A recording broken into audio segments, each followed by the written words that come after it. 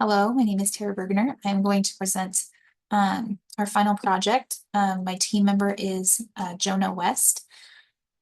Here is our code on the right, um, our server JS, and I'm not going to pull localhost from here. I'm actually going to do it off of render because I am working on some of the other things for next week, authentication and validation and whatnot.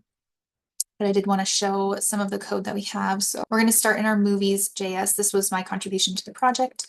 And it does go through the post, put, delete functions of the movie collection, as well as Jonah did the users route for also the same get, post, put, delete.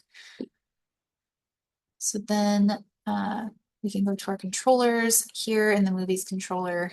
It shows the specific functions that are outlined for getting a movie, updating a movie, posting a new movie and deleting it, and then also for our users as well. So I am going to briefly go through some of the functions of that. And I'm actually going to do movies first because I already started one that's kind of long. So I don't have to type all of this stuff in. But if we try it out on our render, it does come out with all of our movies from our collection. Then for now, we're going to try the post function. And I did all of this earlier, so it wouldn't take a really long time.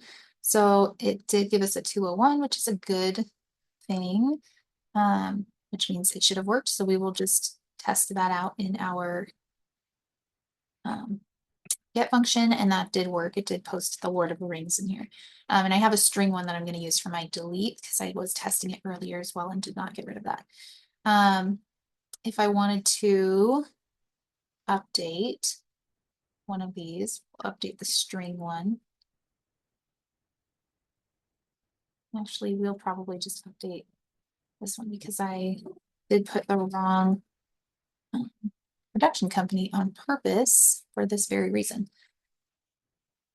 So let's use that.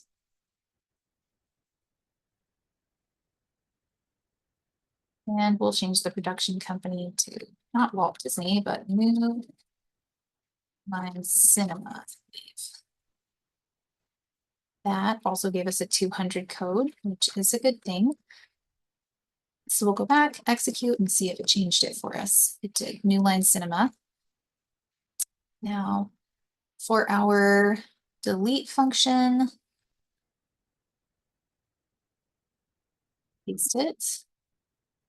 And again, we have a 200 code, meaning movie deleted successfully. And we'll go back here and we will execute again. And that also did update. Our string is gone. So if we go to our MongoDB, we can see in the movies that all of that was updated as well. So the string is gone here and Lord of the Rings is now added. And I'm just going to do one more string just so that you can see that it is adding it to our MongoDB in real time. And so you can see it updated from 7 to 8, and our string function is in fact there. And I will delete that later. So going to users, we can do the same thing. If we execute our get function, you can see that we have 3 users. If we go to post and try it out, we will just execute a string function. And again, you can see that that is a 200 code, which is going to show us here that if we update that, it should show us our new user, which is not really a new user. And then if we go to users in our MongoDB, we went from 3 to 4. So that did update as well.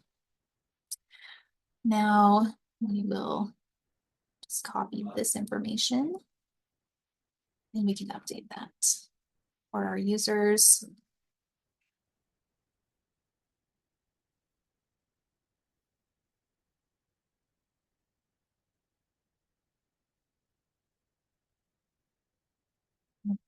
We will just say Jane at jane.net, and the password will be hello world. All right, now we do have a 200 code on that as well. We should see in our MongoDB, if we refresh, it will update my string function or my string user to Jane. And then here it updated in our render or our Swagger as well. So finally, we will copy Jane and we will delete Jane.